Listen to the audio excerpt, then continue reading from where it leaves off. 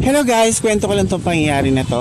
Kumakain kami ng kaibigan ko habang nagkukwentuhan. Tapos may lumapit sa akin pusa, kinikis-kis niya yung paa ko, kinakalabit niya ako. Sabi ko baka nanghihingi ng pagkain. Then binigyan ko ng pagkain. Tapos kinikis-kis niya ulit yung paa ko, sabi ko baka kakugutom pa.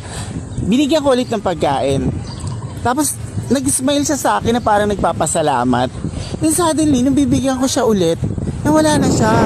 Nung pala nakakita siya ng ahas, grabe kinilibutan ako. Sabi ko, kung wala yung pusa, baka kwento na lang kami ng kaibigan ko ngayon.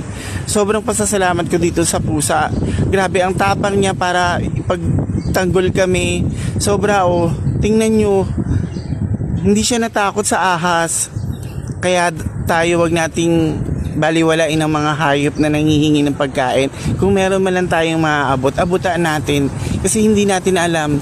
Tulad nito, nasib niya yung buhay namin. Sobrang pasasalamat ko dito sa pusang to.